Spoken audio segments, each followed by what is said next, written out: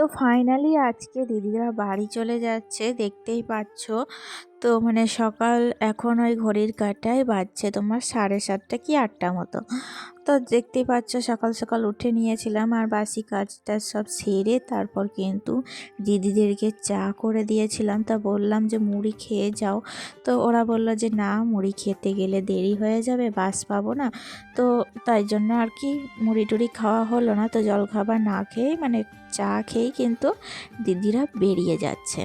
তা আমরা সবাই মিলে দেখো, বাড়ির সকলে মিলে দিদিদেরকে আগাতে এসেছি। আমরা কিন্তু প্রত্যেক দিনই এটা করে থাকি, যখনই দিদিরা বাড়ি যায় বা কেউ আমাদের বাড়ি যখন আসে। তো তারপরে যখন যারা বাড়ি যায় তখন কিন্তু আমরা অর্ধেক রাস্তা পর্যন্ত মানে তাদেরকে একটু আগিয়ে দিয়ে আসি। তো বেশ ভালো লাগে, প্রিয় মানুষ যখন চলে যায় বাড়ি তো তাদেরকে একটু আগিয়ে দিতে বেশ ভালোই লাগে। আর তারপরে চলে এসেছি দেখো বেডরুমে। আর এসে কিন্তু শীতের পোশাক সমস্তটা খুলে ফেলেছি আর জোর কদমে লেগে পড়েছি কাজে। আজকে বাড়িতে প্রচুর কাজ, বিশেষ করে আমার।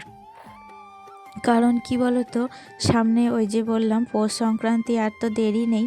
তাই পৌষকালও আমরা যেটা বাঙালিরা মেনে থাকি, পৌষ মাসের যত মানে ময়লা জামা কাপড় সব কিন্তু কাচাকুচি করি, সেটাকে পৌষকালও বলে থাকি। তো বিছানার বেড কভার থেকে আরম্ভ করে ব্ল্যাঙ্কেট সমস্ত কিছু কিন্তু গুছিয়ে একবারে মানে আজকে কাচবো বলে ঠিক করেছি। তো বেশ কিছু ব্ল্যাঙ্কেটটা তো নিচে থেকেই কেচে নিয়ে এলাম। আর এখনও মানে বেশ কিছু জামা কাপড় এই যে দেখতেই পাচ্ছ ছাদের উপরে, সেগুলোকে কেচে আমি ভালো করে জল ঝরিয়ে নিচ্ছি। আর তার আগে সকালবেলা ওই যে বাসি কাপড় চোপড় যেগুলো মেলা ছিল বা কালকের যেগুলো ভিজে কাপড় চোপড় ছিল সেগুলো ছাদে মেলা ছিল, তো সেই জামা কাপড়গুলো কিন্তু এখন শুকিয়ে গিয়েছে।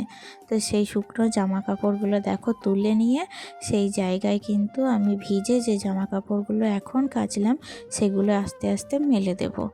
আর ব্ল্যাঙ্কেটটা আমি সকালবেলাতেই আগে কাচাকুচির কাজটা শুরু করে দিয়েছি, কারণ এখন তো শীতকালে সকালবেলায় উঠে যদি কোনো জিনিস কাচাকুচি থাকে সেটা কিন্তু সকালেই করা উচিত, কারণ বেলা পড়তে পড়তে যদি কাচা হয় তখন কিন্তু আর একটা জামা কাপড়ও শুকাবে না। তাই সকালেই কাচাকুচিটা করে নিচ্ছি যাতে বেলার দিকে অল্প হলেও শুকিয়ে যায়। তো দেখো এই যে মানে বেশ কয়েকটা জামা কাপড় ছিল, তারপরে বিছানার বেড কভার, বালিশের কভার সমস্তটাই একদিনে কাচতে গিয়ে আজকে তো মানে আমার গোটা মানে দম পড়ছিল না, এরকম একটা অবস্থা। হাত পা মাজা পুরো কিন্তু একেবারে ষাট হচ্ছিল না, মানে সোজা হয়ে আমি দাঁড়াতে পারছিলাম না, এরকম হয়ে গিয়েছিল যেন। আর যেহেতু ঠান্ডা, মানে আমাদের জল তো ঠান্ডা প্রচুর, এই ঠান্ডা জলে এতগুলো জামা কাপড় মানে হাতের আঙুলগুলো তো পুরো ঠান্ডায় এবারে জড়ো হয়ে যাচ্ছিল। তো মানে কিছু করার নেই, হাতে মাত্র আর 1 সপ্তাহ। আর এখন কিন্তু ভালো রোদও করছে এই কয়েকটা দিন, তাই ভাবলাম মানে সময় থাকতে থাকতে কেচে নেওয়াই কিন্তু খুব ভালো, কারণ আবার কবে মেঘলা মেঘলা করতে লাগবে তখন কিন্তু আর এত জামা কাপড় কীভাবে শুকাবো, তাই তখন আর কিন্তু কাচা হবে না। তো আর যে কোনো কাজ দেখবে ফেলে রাখলে সেই কাজগুলো কিন্তু আর ভালোভাবে কমপ্লিট হতে চায় না। আর এদিকে দেখো দিদিভাইরা চলে যাওয়ার পর কিন্তু বিছানাটা আমি ওপরের ভালো করে গুছিয়ে নিচ্ছি। আসলে নিচেকার সমস্ত কাজ তো হয়ে গিয়েছে, কাচাকুচিও কমপ্লিট, তো ভাবলাম এখন ওপরের রুমটা একটু পরিষ্কার করে নিই। তো দিদিভাইরা যখনই আসে তখন কিন্তু এই রুমটাতেই থাকে, তাই এখন আমি এই রুমটাকে একটু পরিষ্কার করে নেব। প্রথমেই দেখো জানলাগুলো খুলে দিলাম একটু, যাতে আলো বাতাস রোদ সব কিছু ঢুকতে পারে। আর তারপরে কিন্তু এই যে লেপ, বড় বড় লেপগুলোকে ভালো করে ভাঁজ করে নিচ্ছি। তো এই লেপের কভারগুলো আজকে আর কাচা হচ্ছে না, দেখি কালকে যদি সময় করি তখন কাচবো। একদিনে এত কাচাকুচি সম্ভব? তারপরে তো রান্না বান্না সংসারে সমস্ত কাজ সব কিছু তো করতেই হবে। আর এখনই যদি এনার্জিটা লস হয়ে যায় তখন তো আর সামলাতে পারবো না। আর তারপরে বিছানার বেড কভার দুটো কেচে দিয়েছি, বিছানার বেড কভার দুটো চেঞ্জ করে নতুন বেড কভার কাচা, সেগুলোকে ভালো করে স্ট্রেট করে পেতে দিয়েছি। তো কি বলবো, মানে আমি ভাবতেই পারিনি যে আমি এত তাড়াতাড়ি এত কিছু জামা কাপড় কাচাকুচি কমপ্লিট করতে পারবো। তো মানে যখন দেখছিলাম জামা কাপড়গুলো, যে এত জামা কাপড় আমি কিভাবে কাচবো, তারপরে সংসারে রান্না বান্না সব কিছুই তো পড়ে আছে, একা হাতে আমাকে সবটা কমপ্লিট করতে হবে। তো তখন কিন্তু খুব ভয় লাগছিল, কিন্তু তারপরে যখন আস্তে আস্তে কাজে লেগে পড়লাম, তখন কিন্তু আস্তে আস্তে সব ভয় কেটে সমস্ত কাজ একা হাতে কি সুন্দর কমপ্লিট করে নিলাম। আর এদিকে আমি কিন্তু রান্নার জোগাড়টা আগেই করে রেখেছিলাম, তো মানে ওই রান্না চালাচ্ছিলাম, মাঝে মধ্যে আর কি কাজও চালাচ্ছিলাম, একসাথে দুটো কাজই করছিলাম। আজকে নতুন আলু আর একটু টমেটো দিয়ে টক করেছি। টক খেতে তো ভীষণ ভালো লাগে, তো এই দুদিন একটু রিচের খাবার হয়ে গিয়েছিল, তো আজকে ভাবলাম একটু হালকা পাতলা রান্না বান্না করব। আর যেহেতু সংসারে এত কাজ আছে, তাই রান্নার দিকটা একটু মানে কমিয়ে নিয়েছি কাজ। তাই আর কি দেখো, এখানে বেগুন ভেজে নেব, আর ওইদিকে টক, আর আজকে সকালে এসেছিলো মাছ, তো একটু মাছের ঝোল। এই আজকে দুপুরের আমাদের মেনু। তো খাওয়া দাওয়ার পর আজকে কিন্তু আবার একটু বাইরে যাওয়ার প্ল্যান আছে। তো মানে শরীর এতটা টায়ার্ড লাগছিল, কিন্তু বাইরে যেতে একদমই ইচ্ছা করছিল না। কিন্তু হঠাৎ করেই দিদি সেন্টার থেকে এসে বলল যে না, আজকেই যাব চল। তো দেখলাম যে যে কাজটা ফেলে রাখবো সেই কাজটা তো আবার কখন কী সমস্যা হবে তা ঠিক নেই। তো চলো, কাজ যখন হয়েই গিয়েছে তখন কিন্তু বেরিয়ে পড়ি। আর ওদিকে মানে বিভিন্ন দেখলেই পেলে ছাদে প্রচুর জামা কাপড় ছিল। তো জামা কাপড়গুলো সমস্তটাই বললাম শাশুড়ি মাকে যে সমস্তটাই মা কিন্তু তুলে নেবে, কারণ আস্তে আস্তে ওই সন্ধে হয়ে যাবে, তো এসে জামা কাপড় কিন্তু আর তোলা সম্ভব হবে না। তো রান্নাবান্না করে কমপ্লিট করে নিয়েছিলাম। দেখো, মাছের ঝোল, একটু মুগের ডাল সিদ্ধ করেছিলাম, আর এই যে তিতো করলা বেগুন ভাজা করেছিলাম। মানে একটা একটা করে রান্না কিন্তু বেরিয়েই গেছে, করব না করেও অনেকগুলো রান্না করে ফেলেছিলাম। তারপরে গ্যাস ওভেনটা পরিষ্কার করে রান্নাঘর মুছে স্নান সেরে নিয়েছিলাম, বাবুকেও খাইয়ে দাইয়ে একেবারে রেডি হয়ে নিয়েছিলাম। তো মানে আমি যখন রেডি হচ্ছিলাম তখনই কিন্তু দিদি চলে এসেছিলো। তারপরে একসাথে সবাই মিলে খাওয়া দাওয়া করে আমরা বেরিয়েছিলাম। দিদির সাথে আর একটা দিদির বান্ধবী একই সাথে, মানে অফিস কলিগ, একই সাথে কাজ করে, তো সেও কিন্তু যাবে বললে একসাথে। তো আমরা সবাই মিলে তো বেরিয়ে পড়েছিলাম। তো যখন আমরা বেরোই তখন বাজে ওই তোমার 2টো কি 2:30টা মতো হবে।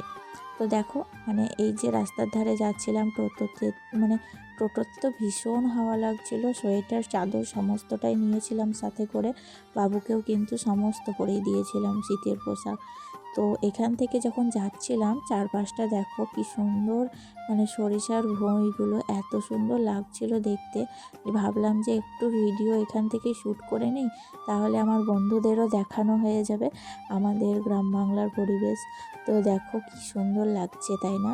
শীতকালে আমরা এইটাই কিন্তু একটা বেস্ট, মানে আমরা মাঠের ধারে যখনই যাই তখন কিন্তু এই সরিষার ভুঁইয়ে বিভিন্ন রকম রিলস, তারপরে বিভিন্ন রকম ফটোশ্যুট সমস্তটা করতে কিন্তু খুব ভালোবাসি যেন।